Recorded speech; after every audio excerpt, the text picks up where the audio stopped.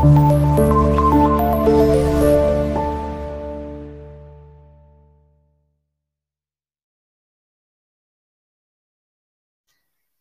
हिंद दोस्तों, मैं हूं आपका दोस्त अल्फा शेरा और एक बार फिर से आप सभी का वेलकम करता हूं आपके अपने ही चैनल पर। दोस्तों, आज इस वीडियो में आपसे बात करूंगा बीएसएफ के अंदर आपको कितनी छुट्टी मिलती है, एक जवान को कितनी छुट्टी ऑथराइज है।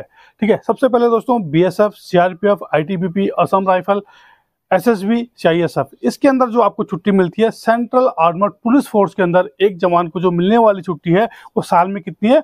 75 दिन है। 75 डेज क्या है आपको छुट्टी मिलती है, जिसके अंदर आपका 60 दिन क्या है आपका एनुअल लीव है और 15 दिन दोस्तों आपका कैजुअल लीव है।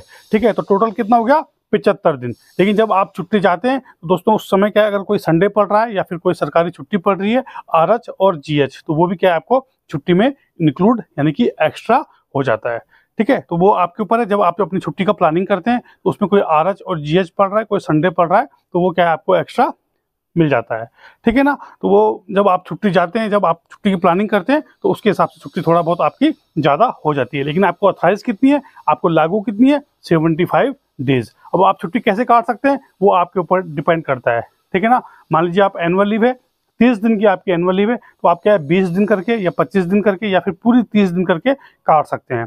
या फिर क्या है, एक बार आप 20 दिन आ गए, फिर एक बार 20 दिन आ गए, फिर एक बार 20 दिन, ऐसे करके क्या है उसको 3 पार्ट में काट सकते हैं। ठीक है, वो फिर जो छुट्टी मिलने का जो तरीका है दोस्तों, जो है कैसे आपको छुट्टी मिलेगी, वो क्या है, जहाँ पे आप पोस्टेड होंगे, जैसी आपकी ड्यूटी होगी, क्योंकि क्या है जब एक सैनिक बटालियन के अंदर जाता है तो वहाँ पे क्या है शेड्यूल क्या है काफ़ी बिजी होता है। वहाँ पे ड्यूटी वगैरह होती है, इलेक्शन ड्यूटी है ना, और बॉर्डर पे ड्यूटी, बहुत सारी जो ड्यूटियाँ होती है, तो उसके हिसाब से क्या है आपको अपनी जो छुट्टी है उसकी प्लानिंग करनी होती है। तो जितने भी कैंडिडेट हैं वो जाएंगे तो छुट्टी आप क्या है साल में 3 बार ही अपना प्लान करिए।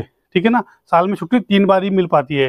ये नहीं कि आप हर महीने खड़े हो जाएंगे कि सर मुझे छुट्टी चाहिए, नहीं। ठीक है ना, क्योंकि वहाँ पे और भी सैनिक होते हैं तो वहाँ पूरी क्या है छुट्टी की प्लानिंग होती है। तो साल में दोस्तों आप 3 बार ही छुट्टी आ सकते हैं। वहाँ पे क्या है छुट्टी जमा भी होती है। अगर आप अपनी छुट्टी जमा कराते हैं तो उसका पैसा भी क्या है आपको क्लेम होता है। अगर मान लीजिए अगर आप छुट्टी नहीं काटते हैं, कुछ छुट्टी आप जमा कराते हैं, तो उस छुट्टी का भी दोस्तों क्या होता है आपको पैसा मिलता है, कैश में मिलता है। ठीक है ना, आप उसको कैश में कन्वर्ट कर सकते हैं या फिर जब आप रिटायर होंगे तो उस समय भी क्या है आपका छुट्टी का जो पैसा है वो आपको मिलता है।